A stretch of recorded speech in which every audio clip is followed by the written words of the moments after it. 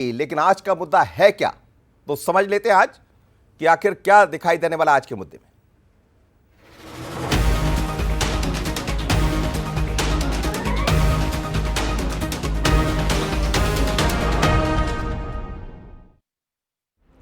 रहीमन पानी राखिए, बिन पानी सब सून, पानी गए न उबरें, मोती मानुष चून। रहीमदास का ये दोहा तो सभी ने सुना होगा। रविवार को मध्य प्रदेश और राजस्थान के बीच हुए एमओयू के बाद एक बार फिर ये दोहा प्रासंगिक हो गया। पानी बंटवारे को लेकर हुए समझौते के बाद जहां मध्य प्रदेश के कई जिलों की प्यास बुझेगी, वहीं इस समझौते ने मुख्यमंत्री डॉक्टर मोहन यादव के सीने पर एक और तमगा लगा दिया है। बुझेगी एमपी की प्यास। पानी बंटवारे को लेकर मध्य प्रदेश को बड़ी सफलता। मध्य प्रदेश का राजस्थान के साथ पुराना विवाद सुलझा।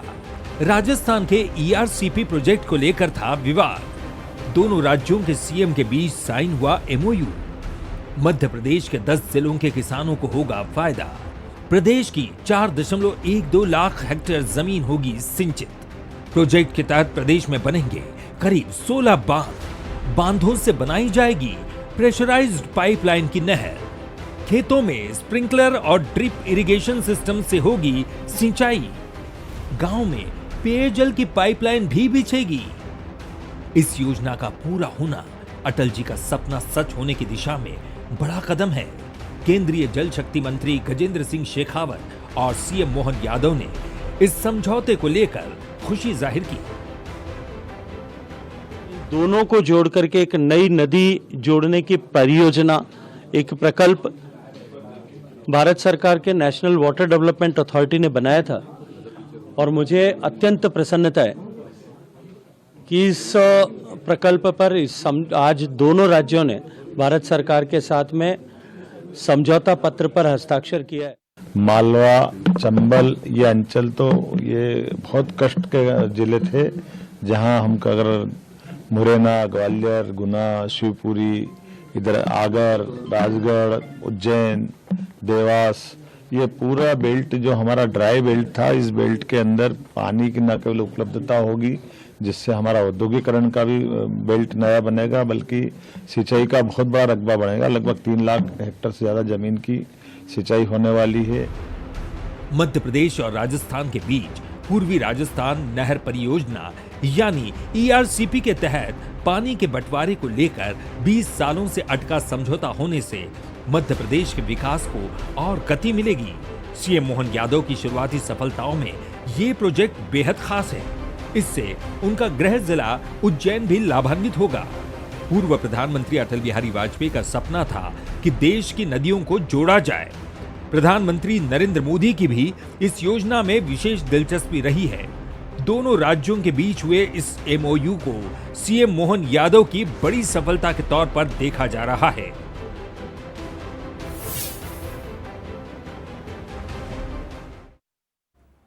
नमस्कार। तो पूरा हुआ अटल का सपना, इस पर बात करें उससे पहले उन सवालों पर नजर डाल लेते हैं कि आखिर आज के वो सवाल कौन से हैं जिनको लेकर हम चर्चा करने वाले हैं। क्या एमपी राजस्थान के एमओयू से चंबल की प्यास बुझ पाएगी? 20 साल पुराना विवाद सुलझना मोहन सरकार की बड़ी कामयाबी। एमओयू साइन होने के बाद किसान बीजेपी से खुश होंगे। तो अटल का सपना हुआ पूरा। आपको याद होगा अटल बिहारी वाजपेयी जब देश के प्रधानमंत्री बने तो वो एक बड़ी योजना लेकर आए थे और ये योजना थी नदी जोड़ो। नदी जोड़ो की चर्चा भी खूब हुई, इस पर पूर्ववर्ती सरकारों ने काम भी खूब किया।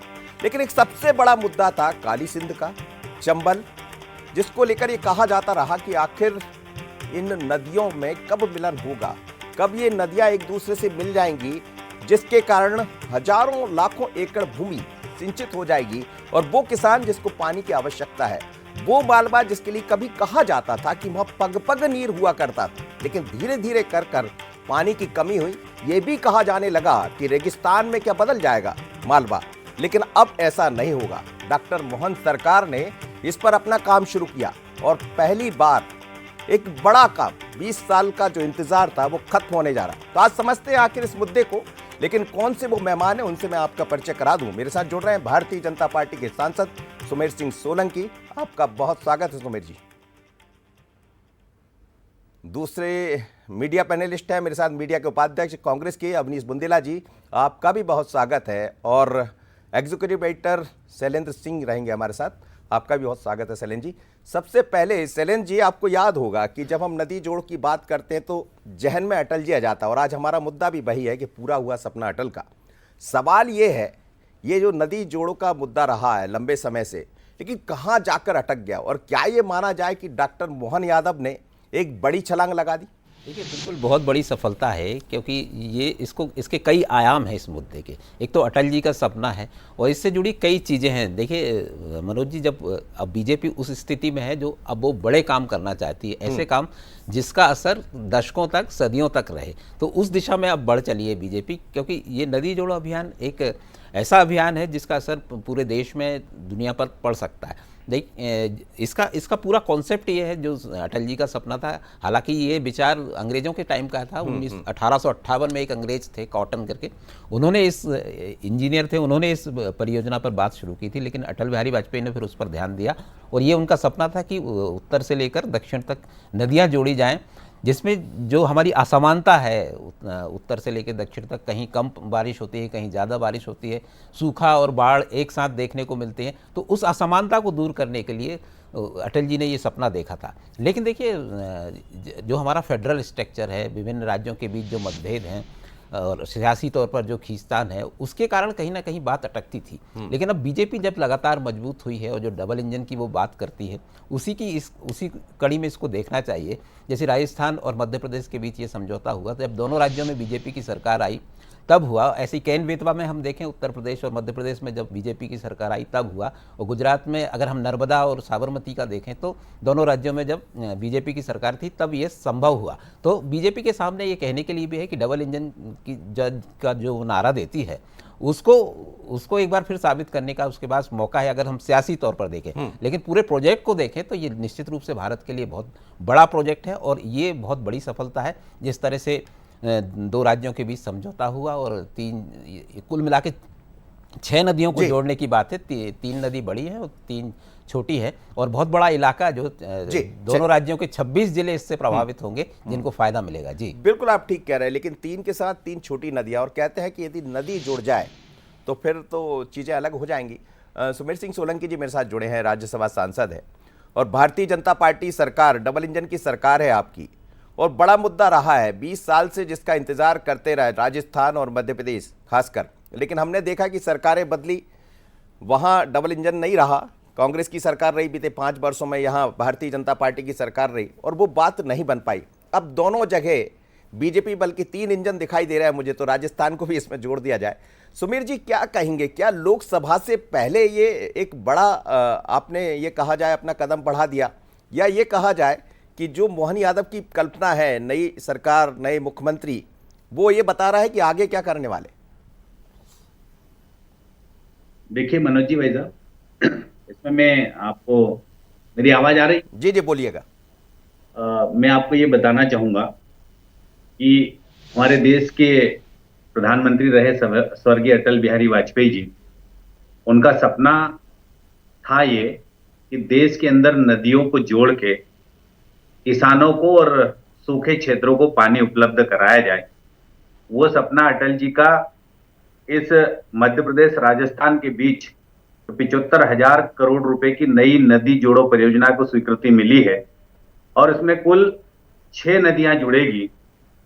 तो ये जो सपना पूरा हुआ है अटल जी का, ये मध्य प्रदेश और विशेषकर राजस्थान, दोनों राज्यों के हमारे करोड़ों भाइयों और बहनों के बीच में आर्थिक विकास, कृषि और खुशियों को लेकर आने वाला ये मुद्दा रहा है। और निश्चित रूप से अब मध्य प्रदेश के किसानों के साथ साथ राजस्थान के किसान भाइयों और बहनों को भारी फायदा भी होगा, लाभ भी होगा, और इसी बात की खुशी मध्य प्रदेश और राजस्थान के भाइयों के द्वारा जाहिर की गई है।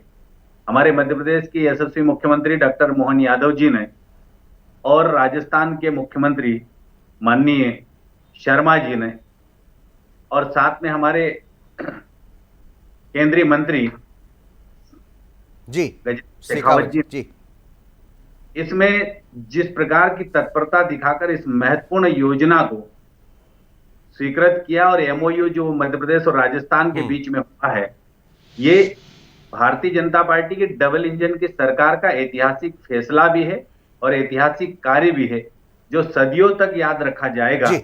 ये सिर्फ राजनीतिक दृष्टि से नहीं बल्कि सामाजिक न्याय की दृष्टि से भी और किसानों के हित की दृष्टि से भी और आर्थिक विकास की चलिए मैं लौटता हूं सर, आपकी तरफ लौटता हूं। अवनीश जी स्वागत करेंगे फैसले का?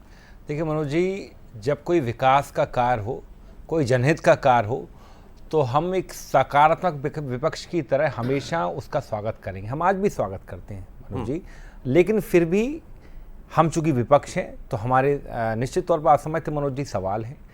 आपने खुद कहा मालवा में पग पग नीर है, मतलब मालवा एक ऐसी जगह है, मुझे नहीं लगता कि मालवा ड्राई है। मालवा का किसान आप देखें संपन्न है, और शिवराज जी की सरकार जब थी तो कई बार कृषि कर्मण अवार्ड भी मिला, उसमें मालवा का महत्वपूर्ण योगदान रहा।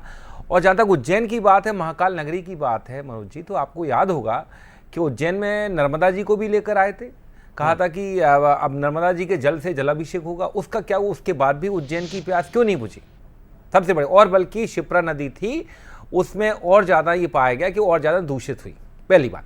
और दूसरी बात मनोज जी, एक बात और आपको याद होगा, उमा भारती ने भी एक बहुत बड़ा एक प्रोजेक्ट, जब वो मुख्यमंत्री बनी, उन्हें कैन बेतवा लिंक प्रोजेक्ट के ऊपर काम किया था, और बड़े जोर शोर से उस समय भी एमओयू साइन हुए थे और कई सारी बातें हुई थी। बड़ा एक उस पर एक मोदी जी ने भी बीच में वो भी एक कुछ इवेंट करके गए थे।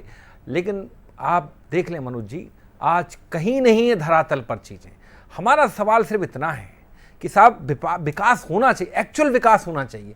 वो विकास सिर्फ प्रचार प्रसार तक और 2-3 जो प्रमुख अखबारों के मुख्य पृष्ठ तक नहीं रहना चाहिए कि आपका उद्घाटन हो गया बस विकास हो गया। मैं सुमेर जी से यही निवेदन करना चाहूंगा, आप जिम्मेदार व्यक्ति, लेकिन कैन बेतवा का काम तो शुरू हुआ है, प्रधानमंत्री आए, योगी वहां पहुंचे, लेकिन मुख्यमंत्री आप ये समझ लें 17-18 साल हो चुके हैं। और दूसरी बात मनोज जी, एक बात और याद करें, राजस्थान में इस बीच में सिर्फ अगर कहें 2 बार सरकार हमारी रही, 2 बार उनकी रही है, और केंद्र में 10 साल से आप हो, तो मालवा अब तक प्यासा क्यों रहा?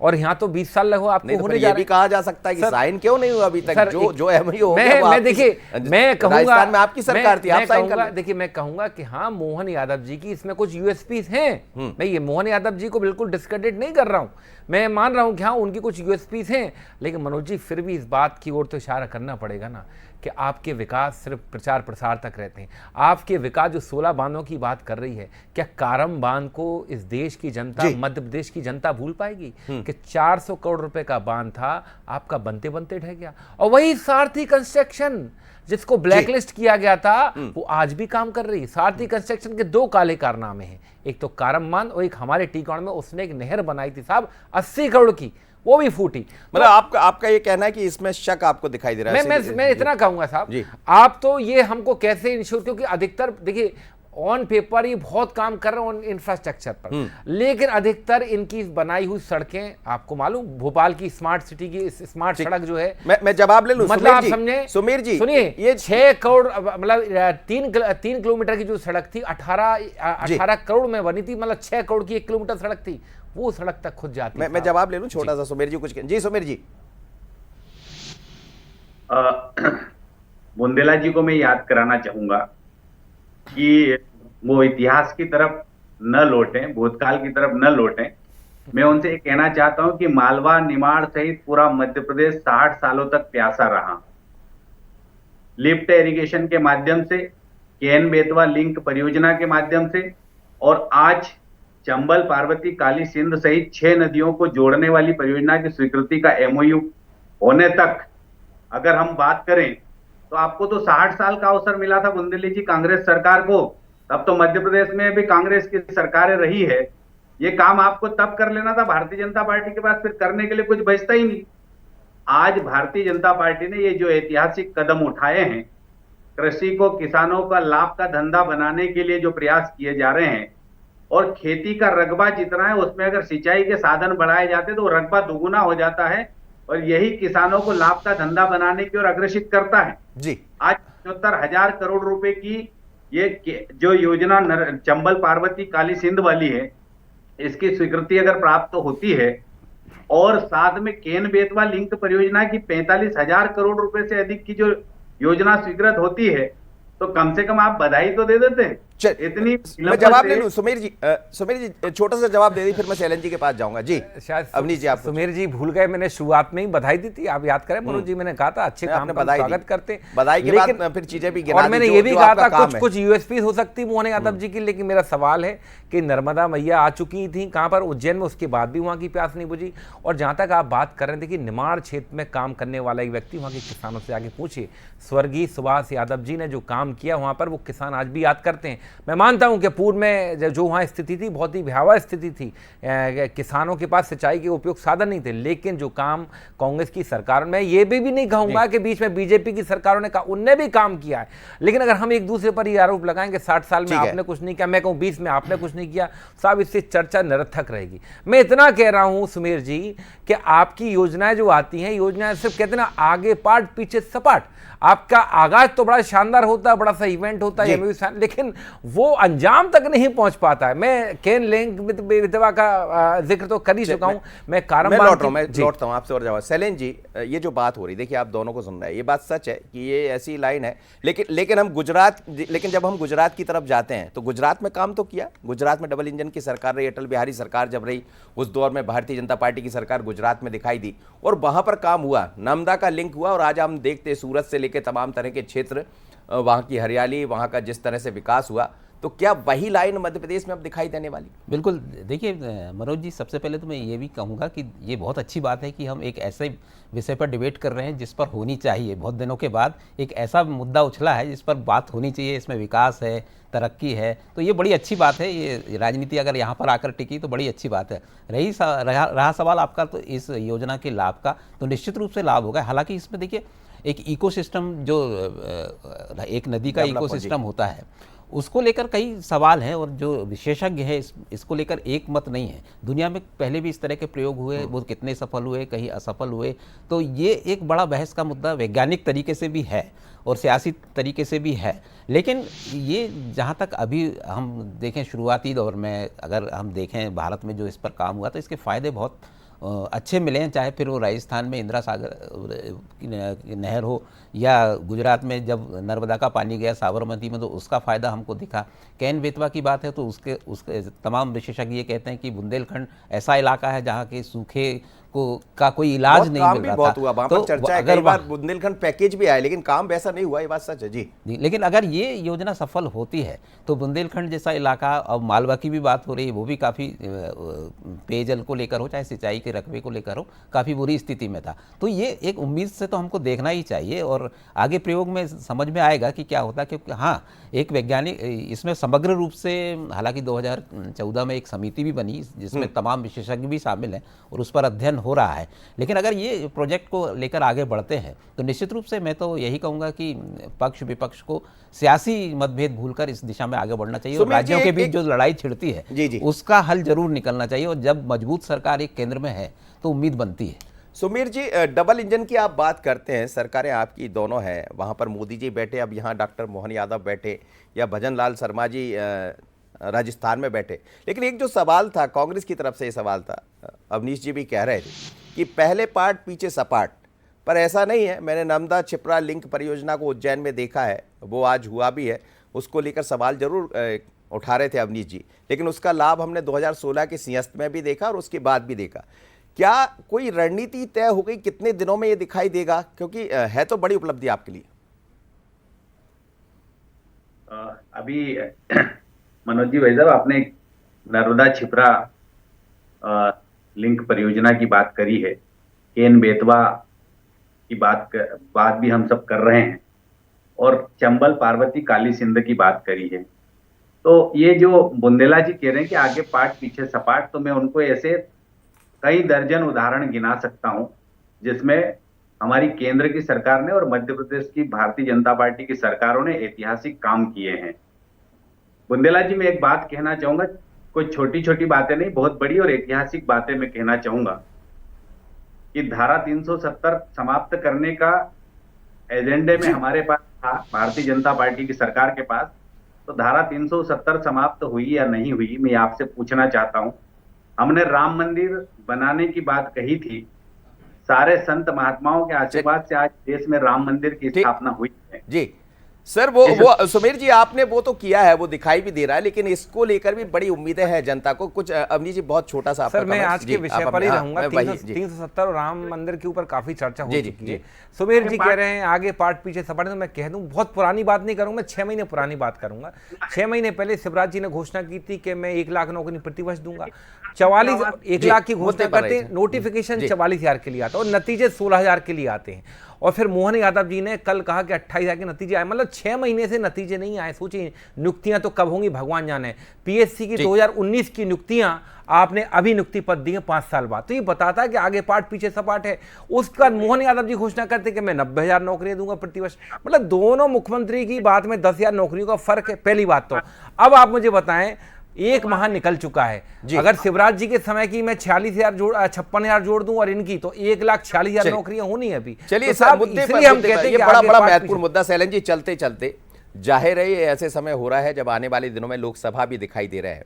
वो पिछली बार लोकसभा राजस्थान की बात करें या मध्य प्रदेश की, बड़ा अच्छा प्रतिशत भारतीय जनता पार्टी को मिला था, लेकिन ये मास्टर स्ट्रोक माने।